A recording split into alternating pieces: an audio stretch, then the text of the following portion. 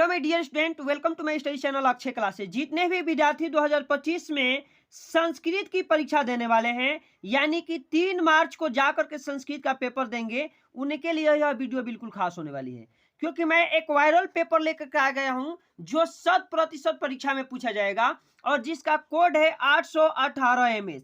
प्यारे बच्चों, यदि आप भी परीक्षा में संस्कृत में 70 में 70 नंबर लाना चाहते हैं तो इस वीडियो में पूरे अंत तक बने रहिएगा, क्योंकि इस वीडियो में मैं केवल आपको बहुविकल्पी प्रश्न बता करके नहीं जाने वाला हूं।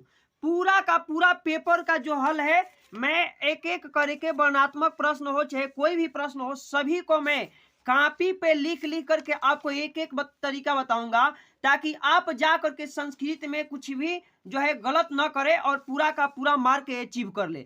प्यारे बच्चों, बहुत सारे ऐसे बच्चे हैं जो हमारे चैनल से हिंदी का तैयारी कर करके 70 में 70 लाए हैं। ठीक है प्यारे बच्चों, तो चलिए इस वीडियो को पूरे अंत तक बने रहिएगा। और वीडियो का जो टारगेट है प्यारे बच्चों 1K लाइक का है, क्योंकि पूरा पेपर का सैल्यूशन लिख करके आज तक कोई भी यूट्यूबर अपने चैनल पे नहीं चढ़ाता है। और आप लोग पूरे अंत तक देखिएगा, यकीन मानिए यदि पूरे देख लेते हैं तो आपके अंदर 100% जो है विश्वास आ जाएगा कि संस्कृत में कैसे पास होना है और कैसे 70 में 70 नंबर ला करके दिखाना है सभी को। तो प्यारे बच्चों, सबसे पहले आपको यहाँ पे तो अनुक्रमांक लिखना होगा और यहाँ पे नाम लिखना होगा। ये आप पहले दिन से ये इस बात को आप लोग जान गए हैं। चलिए अब हम लोग निर्देश को छोड़ देते हैं, टाइम बहुत कम है प्यारे बच्चों, निर्देश नहीं पढ़ना है। सीधे सीधे हम लोग आ जाते हैं जो है खंड उपखंड क पे और एक एक बात को पढ़ते हैं। कह रहा है कि प्रश्न संख्या 1 एवं 2 गद्यांश आधारित है और गद्यांश को ध्यान से पढ़े और उत्तर का चयन कीजिए। ठीक है, गद्यांश आएगा आपका, पढ़ करके उसका उत्तर देना होगा। लिखा है कि शंकरः केरल प्रदेशे मालाबार प्रांते पुणाख्या नद्या तस्ते स्थिते सलक ग्रामे अष्टाशीत्यधिके सप्तशतमे ख्रीष्टा शब्दे नब्दुल क्रूले जन्म लेभे। ठीक है, आगे लिखा है कि तस्य पितुर नाम शिवु गुरु राशित मासुत सुभद्रा, यानी पिता का नाम क्या था? तो शिव गुरु। किसका जन्म हुआ था? तो शंकर का। कहाँ पे हुआ था? तो केरल प्रदेश में। कहाँ? तो मालाबार प्रांत में। ठीक है, और कहाँ? तो नदी के तट पर स्थित। ठीक है, तो इतना सारे बात एक एक पॉइंट को आप लोगों को समझ लीजिए, उत्तर देना है। शेषवा देवे शंकर अलौकिक प्रकाशितम प्रतिभा संपन्नम आसीत। ठीक है, अष्ट वर्ष देशीय सनपि परम मेधावी अश्व वेद वेदांगन प्रवीण मत्स्य अवाप। ठीक है, पहला प्रश्न है कि उक्त गद्यांश का शीर्षक लिखे। प्यारे बच्चों, इस गद्यांश में किसका जो है वर्णन किया गया है? लिखा है कि विश्व कवि रविंद्र आदि शंकराचार्य महामदन मोहन मालवीय दीनबंधु ज्योतिबा फूले। तो देखिए इसमें किसका व्याख्या था प्यारे बच्चों? यह गद्यांश जो है आदि शंकराचार्य पर था, तो ऑप्शन बी बिल्कुल यहां से सही हो जाएगा। अब प्रश्न संख्या 2 देखिए, संस्कृत में भी आप लोग तो हल्का मचा करके आने वाले हो। मैं इस बात को भली भांति से जानता हूं, केवल वीडियो में अंत तक बने रहना है। शंकर कस्मिन प्रदेशे जन्म लेभे, शंकर किस प्रदेश में जन्म लिए थे? आपको बताना है मध्य प्रदेश, केरल प्रदेश, उत्तर प्रदेश, इनमें से कोई नहीं। तो प्यारे बच्चों, उसमें साफ साफ गद्यांश में लिखा था केरल प्रदेश, यहाँ लिखा था, तो आपको ऑप्शन बी बिल्कुल लगा करके चले आना है। अब आगे हम लोग क्वेश्चन संख्या 3 को पढ़ते हैं। एक एक क्वेश्चन को ध्यान से पढ़िए और उत्तर दीजिए एकदम सटीक शब्दों में। 3 नंबर है प्यारे बच्चों कि गुरु नानकस्य पितु नाम अस्ति, यानी गुरु नानक के पिता का नाम क्या था? कालू मेहता, ननका कान्ना, साहेब रौदास या अडग देव। तो इसका राइट आंसर 3 का जो प्यारे बच्चे हो जाएगा कालू मेहता। ऑप्शन जो ए है बिल्कुल सही हो जाएगा। अब 4 नंबर है कि वृक्ष का सलिल पान कुर्वान्ति, वृक्ष जो है किस प्रकार से अपना सलिलपान करते हैं, यानी कि भोजन को बनाते हैं। मुख पदव हस्तो नेत्रो। तो देखिए जो वृक्ष होता है प्यारे बच्चों, इसका राइट आंसर हो जाएगा कि पदव, यानी कि जड़ से सलिलपान करते हैं। ऑप्शन बी बिल्कुल सही हो जाएगा। प्रश्न संख्या 5 है कि पृथिव्या कति रत्नानि सन्ति सप्तः पंच त्रीणि चत्वार, यानी कि पृथ्वी में कितने प्रकार के रत्न पाए जाते हैं ये आपको बताना है। तो त्रीण यानी कि ऑप्शन सी बिल्कुल सही हो जाएगा प्यारे बच्चों। अब 6 नंबर क्वेश्चन आपको पढ़ना है कि अभिवादनशीलस्य डाट डाट है वृद्धो प्रेस्विनः श्लोकः की पक्ति पूर्ण करें, यानी कि इसको प्रतिपूर्ति करना है। यशो नित्या आयो बलम, तो इसका राइट आंसर प्यारे बच्चों हो जाएगा कि नित्या, ठीक है, नित्य वृद्धो अपसिन, ठीक है, इसका राइट आंसर हो जाएगा।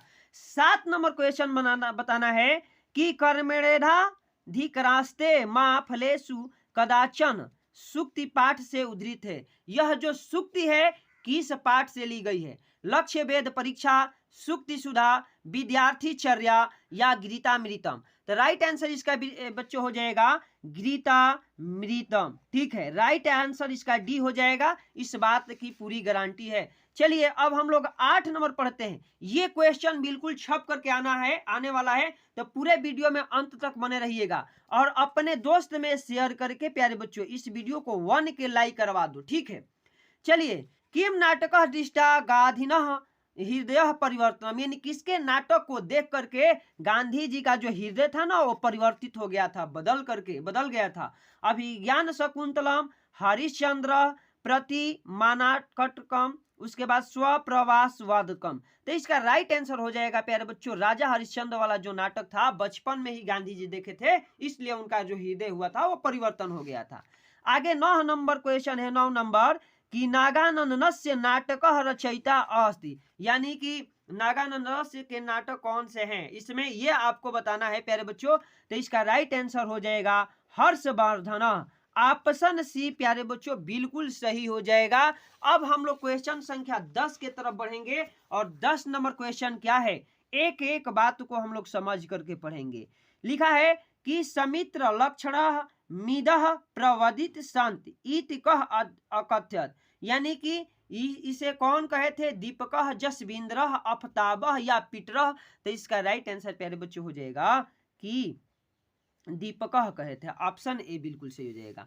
अब हमारा उपखंड जो है ख आ गया है और यहां से प्यारे बच्चों आ गया व्याकरण, व्याकरण से आ गया। अब व्याकरण से एक एक बात जो है पढ़ करके को समझना है। एक प्रत्याहार के वर्ण होते हैं अ ई उ री, ई उ री लिरी, ई उ री लिरी ए, ई उ री। इसका राइट आंसर क्या हो जाएगा प्यारे बच्चों? तो एक प्रत्याहार में जो ऑप्शन बी है वो आ जाएगा ई उ री और लिरी। ये हर साल प्रत्याहार से पूछ रहा है, आपको फिक्स नंबर ये वाले क्वेश्चन है। अब त का उच्चारण स्थान है प्यारे बच्चों, त वर्ण का उच्चारण स्थान क्या होता है?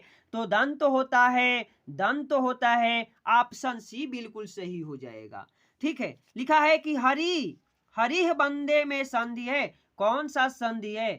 पर सवर्ण संधि, अनुस्वार संधि, श्रुत्व संधि या तुठुस्त्व संधि। तो इसका संधि जो है होगा ना प्यारे बच्चों अनुस्वार संधि हो जाएगा, ऑप्शन बी बिल्कुल यहाँ से सही हो जाएगा।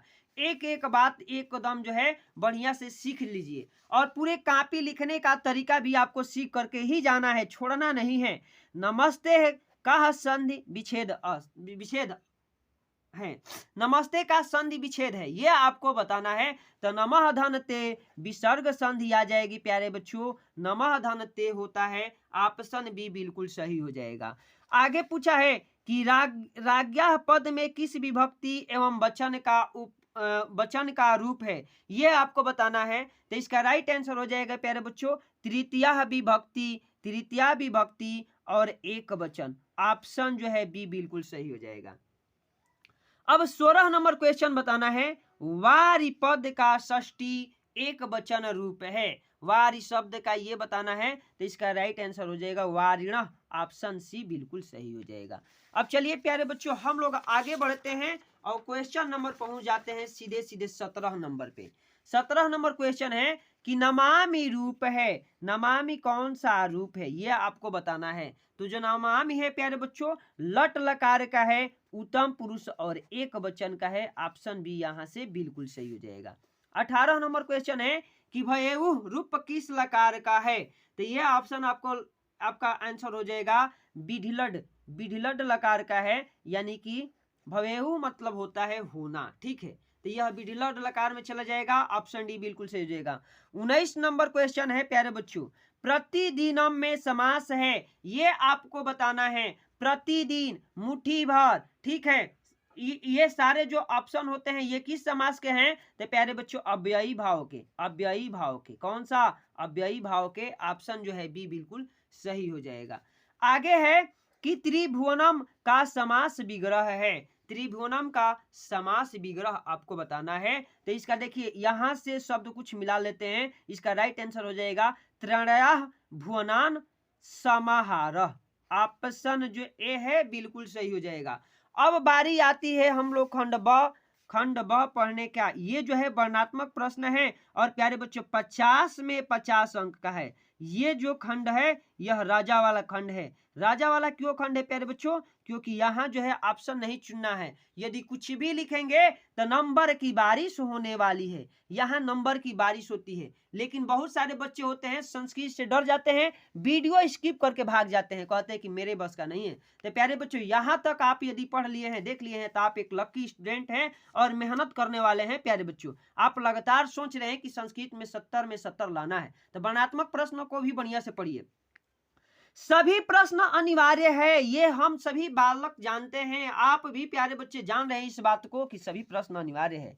कह रहा है पहला कि निम्नलिखित गद्यांशों में से किसी एक गद्यांश का संदर्भ, किसी एक गद्यांश का हिंदी में अनुवाद कीजिए। प्यारे बच्चों आपको हिंदी में तो अनुवाद करना ही है, इसका संदर्भ भी लिखना है। और कैसे लिखना है मैं बता देता हूं। यह 4 नंबर वाला क्वेश्चन है। पहला कह रहा है कि नैतिक मूल्य व्यक्ति सामाजिक ही प्रतिष्ठा भी वर्धते, यानी कि अब हम इसका हल करेंगे।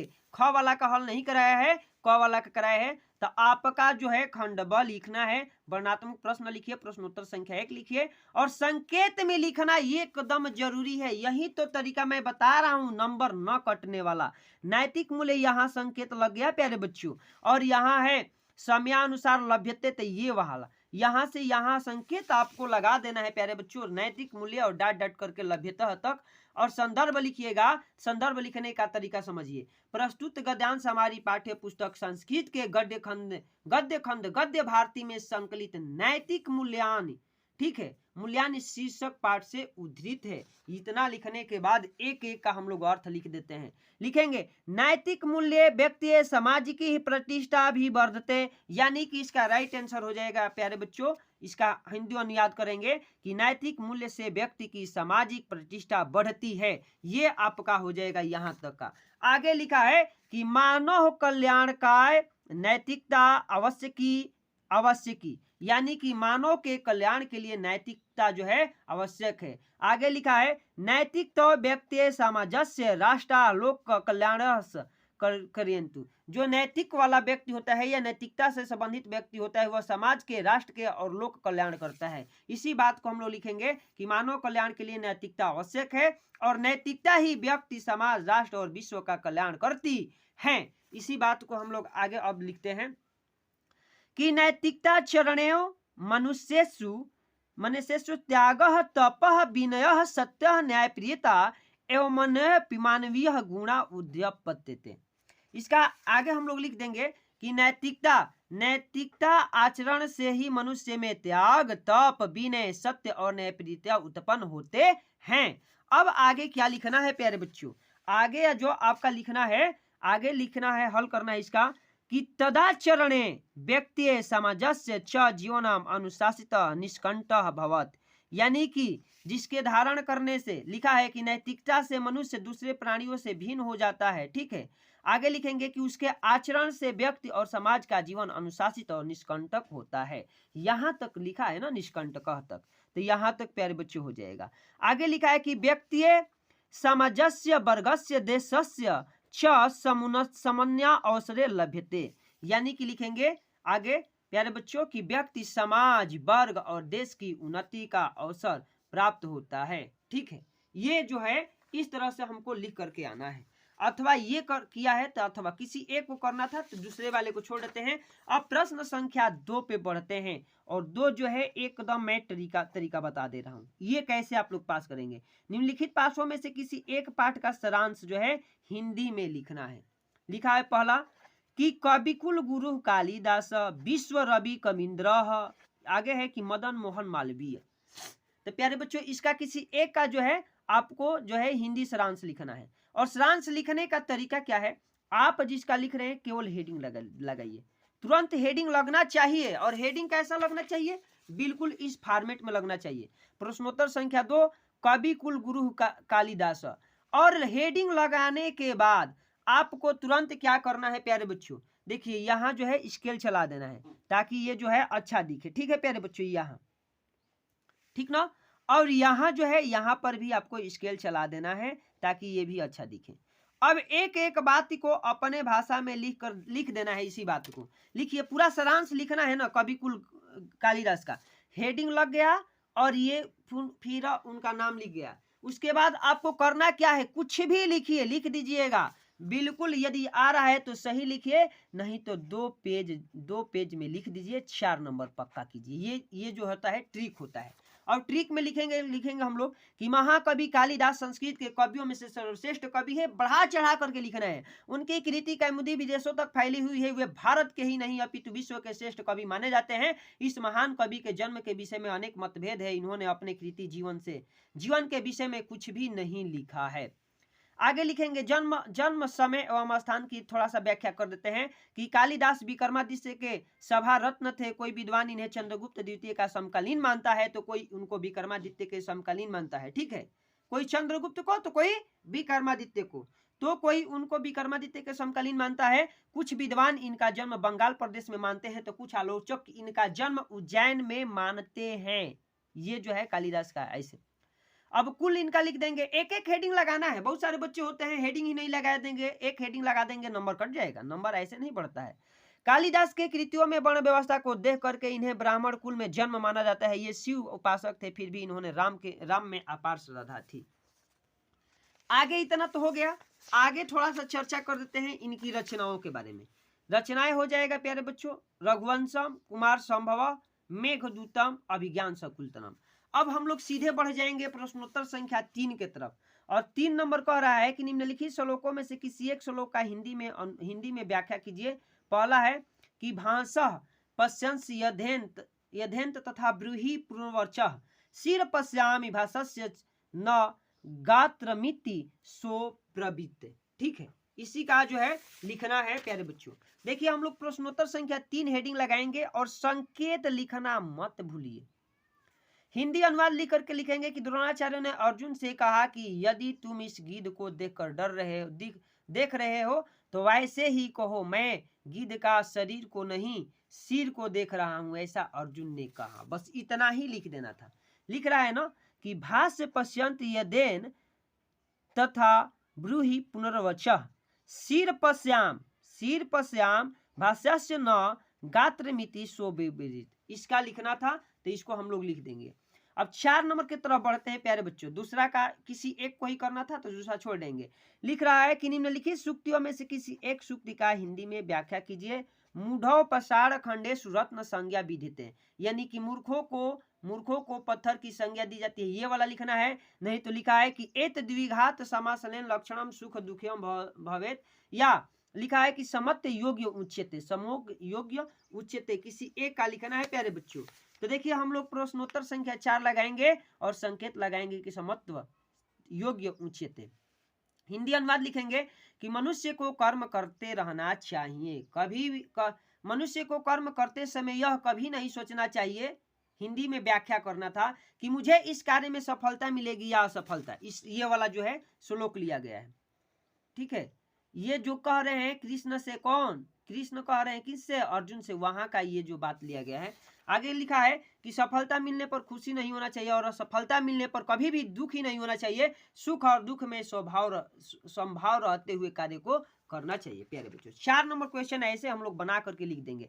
उठा करके क्वेश्चन को एकदम पटक देना हुआ वहां जाकर के। निम्नलिखित में से किसी एक श्लोक का संस्कृत में अर्थ लिखिए। ये जो है बिल्कुल बढ़िया वाला प्रश्न आ गया है और संस्कृत में अर्थ लिखना मैं अभी सिखा देता हूँ। लिखा है, पहला है कि काव्य शास्त्र विनोदेन कालो गच्छति धीमताम व्यसनेन न च मूर्खणा निंद्रा कलयन वाह। या ख नंबर दिया है कि अभिवादनशीलस्य नित्य विरिधो प्रेस्वेन चत्वारि तस्य वर्धते आर्य विद्या यशो बलम। यानी कह रहा है कि अभिवादनशील मनुष्य को यानी कि शांत मनुष्य को नित्य नित्य जो है विधों को सेवा करने से उसके चारों गुण यानी चारों लक्षण जो बढ़ते हैं। कह रहा है कि आव उम्र विद्या बुद्धि यशो यश और बलम बल। तो इसी बात को अपने भाषा में लिखना है, लेकिन किस तरह से, तो संस्कृत में यही जो है आपका जो है क्वेश्चन टफ दिख रहा है, लेकिन आप बिल्कुल आसानी से लिख देंगे। अब देखिए प्रश्नोत्तर संख्या 5 का लगाइए और अभिवादनशील से लगा करके योशो बलम तक के लिखिएगा। संस्कृत अनुवाद, स्मृतिकार कुछ भी लिखना है तो कुछ जोड़ लेना है। अभिवादनशील से वृद्धा सेवायः च लाभ बनते, यानी कि लेखक का कहना है कि अभिवादनशील से रहने से और विधों के सेवा करने से लाभ जो है बढ़ता है। यत्र यश संभाव सर्व पूजनाम्य अभिवादनम अस्ति यह सदा वृद्धनाम सेवा करोति तस्य जनासु आयो विद्या यशम च इति चत्वारि वर्षों में वृद्धि लभ्यते। यानी कह रहे हैं कि यदि हम अभिवादनशील रहते हैं और विधों की सेवा करते हैं तो हमारा जो है जन धन आयु विद्या यश और बल यह चारों वस्तुएं जो है बढ़ती है। इसी में जो है आपको अपने ट्रिक लगा करके लिखना है। उसी बात को नहीं आ रहा है तो उतार देना है, छोड़ना मत प्यारे बच्चों, छोड़ना मत। इतना मेहनत करने के बाद छोड़ दोगे तो फिर क्या फायदा है। 6 नंबर है कि निम्नलिखित में से किसी एक पात्र का चरित्र चित्रण कीजिए, कहानी लिखिए, कहानी। और पाठ का नाम है महात्मनः स्मरणानि। पाठ के आधार पर महात्मा गांधी जी का। दूसरा है कि कारुणिके जीमुत वाहन, पाठ के आधार पर जीमुत वाहन का। और तीसरा है वयम भारतीय, पाठ के आधार पर दीपक का। तो किसी एक कहानी को अपने भाषा में हिंदी में लिख करके आना है। नंबर की बरसात होगी प्यारे बच्चों। देखिए मैं बताता हूँ तरीका, जो इसमें सबसे आसान लगे लिखिएगा। मैंने तो महात्मा गांधी जी का ही सारांश लिखना सोचा है, क्योंकि आसान भी है और इनको हम लोग बढ़िया से समझ के लिख भी देंगे। लिखेंगे कि महात्मा प्रश्नोत्तर संख्या क महात्मना स्मरणानि, और गांधी जी हेडिंग लगाने के बाद हम लोग प्यारे बच्चों लिख देते हैं कि महात्मा गांधी जी का पूरा नाम मोहनदास करमचंद गांधी था। इनका जन्म सन 1869 ईस्वी को पोरबंदर में हुआ था। इनके पिता का नाम करमचंद गांधी, माता का नाम पुतली बाई। गांधी जी का विवाह कस्तूरबा गांधी से हुआ था। एक बात याद करके जाइए, 3 में से कोई ना कोई तो जरूर छपेगा कल, और ये वायरल पेपर है तो एकदम छपना ही है, इसमें कोई दो राय नहीं है। अब हम लोग लिखेंगे गांधी जी के चरित्र की प्रमुख विशेषताएं। यदि दूसरा लिखते तो लिखते कि जीवित वाहन की प्रमुख विशेषताएं चरित्र का, या तीसरा लिखते तो ये लिखते कि प्यारे बच्चों दीपक का चरित्र की प्रमुख विशेषताएं। ये आपको लगाना हेडिंग पड़ेगा। गांधी जी के प्रमुख विशेषताएं में पहला हमने सत्यवादी माना है, क्योंकि गांधी जी के जानते हैं कि वो सत्य बोलते थे। लिखना है कि महात्मा गांधी ने बचपन में राजा हरिश्चंद्र नाटक देखा था। ये प्रश्न बहुविकल्पी में भी आ गया था। इस नाटक का इनके जीवन पर इतना गहरा प्रभाव पड़ा कि ये आजीवन सत्य बोलने का प्रण ले लिया। गांधी जी विषम परिस्थितियों में भी अपने सत्य का अवलंबन नहीं छोड़ा। हेडिंग लगा करके लिख करके आना है प्यारे बच्चों। 2 नंबर लिखिएगा नैतिकतावादी। गांधी जी बड़े नैतिकतावादी थे। अनैतिक कार्यों में गांधी जी की कोई रुचि नहीं थी। वे जीवन भर मानव धर्म का पालन किया और मानव कल्याण का कार्य किए। दो हेडिंग हो गया। 4 नंबर था और हिंदी में लिखना है तो पूरा कॉपी इसी में 2 पेज लगा देते हैं हम लोग जानबूझ करके। अपेक्षितों के नेता। महात्मा गांधी सदैव से ही अपेक्षितों के हितों का पक्षधर थे। अपने इसी आचरण के कारण इन्हें गोरे से अपमानित होना पड़ा। अफ्रीका में ये कुलियों का वकील कहलाते थे। प्यारे बच्चों अब लिखेंगे प्रेम और एकता के अग्रदूत। प्रेम और अहिंसा के गांधी जी अनुपम अस्त्र थे। इन्होंने विखंडित भारतीयों को एकता के सूत्र में पिरो दिया। और 5 नंबर लिखेंगे अग्रवाद के कट्टर विरोधी। उग्रवाद के उग्रवाद बोलना था प्यारे बच्चों। उग्रवाद सदैव लोगों का मन में घृणा पैदा करता है। गांधी जी उग्रवाद के विरोधी थे। वे स्वतंत्रता प्राप्ति में भी उग्रवाद का समर्थन नहीं किया था। भेदभाव के विरोधी लिखना है कि गांधी जी व्यक्ति व्यक्ति में कोई भेदभाव नहीं मानते थे, भले वह कोई जाति, रंग या भेदभाव या धर्म का हो। इस प्रकार गांधी जी भारत माता के सच्चे सपूत एवं मानवता के पुजारी थे प्यारे बच्चों। इतना लिखने के बाद आपका जो है 6 का क खत्म और 6 का ख आ जाए। निम्नलिखित में से किसी एक प्रश्न का उत्तर संस्कृत में लिखिए और 2 नंबर प्राप्त कीजिए। कह रहा है कि महात्मा कुत्र जन्म लेभे, यानी महात्मा कहाँ जन्म लिए थे। तो प्यारे बच्चों ये आपको पता होना चाहिए। किसी एक का उत्तर हम लोग लिख देंगे, आंसर जो हो जाएगा पूरा हो जाएगा। अब देखिए 6 का ख हम लोग लिख देंगे कि पोरबंदर नगरे मोहनदास महात्मा जन्म लेबे, यानी कि पोरबंदर में मोहनदास जो है महात्मा जन्म लिए थे। इतना लिख देंगे तो कोई बात नहीं। अब चलिए, अब हम लोग उपखंड ख यहाँ लिखा है तो कोई बात नहीं। अब 7 का हम लोग लिख रहे हैं। कह रहा है कि निम्नलिखित रेखांकित पदों में से किसी एक का नियमानिर्देश विभक्ति का नाम लिखिए। लिखा है कि अहम रामम पश्याम, ठीक है। तो इसमें हो जाएगा द्वितीय विभक्ति। ये विभक्ति पहचान करके लिखना था। और आगे हमारा जो आ रहा है प्यारे बच्चों 7 का जो प्रश्न आ रहा है 7 का ख है। 7 का ख कह रहा है निम्नलिखित में से किसी एक पद में प्रत्यय लिखिए और श्रुत्वा गंतुम पठनीय अजा। तो श्रुत्वा में जो प्यारे बच्चों प्रत्यय है ना, श्रुत्वा में जहां कहीं पर भी आधा तो और वह दिख रहे तो आपको कत्वा प्रत्यय लगा देना है। कौन सा? कत्वा। तो देखिए हमने कत्वा प्रत्यय लिखा है। प्रत्यय का नाम है प्यारे बच्चों कत्वा। अब प्रश्न संख्या जो है 8 है। निम्नलिखित में से किसी एक का वाच्य प्रत्यय परिवर्तन कीजिए। चित्रा पत्रम लिखत मयम गम्यते बालकः गीताम पठताम, ठीक है। तो इसका हम लोग लिख देंगे प्यारे बच्चों कि अहम गच्छाम मया का जो होगा अहम हो जाएगा, ठीक है। जैसे आई का वी होता है तो वही तरह गम्यते का हो जाएगा गच्छाम। ऑप्शन जो है ऑप्शन नहीं था, इसका राइट आंसर ख का हम लोग लिख दिए। अब 9 नंबर प्रश्न है कि निम्नलिखित वाक्यों में से किसी 3 वाक्यों का संस्कृत में अनुवाद कीजिए और 2-2 नंबर ले जाइए। संस्कृत अनुवाद का मैं ट्रिक बता दे रहा हूं। यदि आपको सच में संस्कृत अनुवाद आता है तो बढ़िया से लगाइए, नहीं आ रहा है तो इसी को अपने कुछ जोड़ जाड़ करके लिख दीजिएगा। जैसे लिख रहा है कि आप लोग बोलते हैं तुम राम या हरि घर जाते हो, ये दिया था। और आगे दिया है प्यारे बच्चों लड़की को पढ़ना चाहिए। इस समय तुम कहाँ जा रहे हो? पेड़ बंदर पर चढ़ता है, बंदर पेड़ पर चढ़ता है। सॉरी उल्टा हम बोल दिए। चलिए लिखेंगे पहला था कि आप लोग बोलते हो, तो आप लोग का हो जाएगा भवतः बदंती। अब 3 नंबर है कि लड़की को पढ़ना चाहिए, तो लड़की को होता है कन्या, ये याद रखना है। बालक बालिकाओं वो जो होता है लड़कों का होता है कन्या पठितव्यम। और अगला है कि बंदर पेड़ पर चढ़ता है, वृक्षे बनराह कुर्दयंत, इतना लिख दीजिएगा। और आपको अगला जो है प्रश्न बहुत इंपॉर्टेंट है और बहुत ठोस नंबर देने वाला है। 10 नंबर क्वेश्चन है कि निम्नलिखित में से किसी एक विषय पर संस्कृत में 8 वाक्यों में निबंध लिखिए और पूरे 8 नंबर। सदाचार, सत्य संगति, राष्ट्रीय एकता और पर्यावरणम। तो देखिए हम लोग सदाचार पर जो है निबंध लिखेंगे।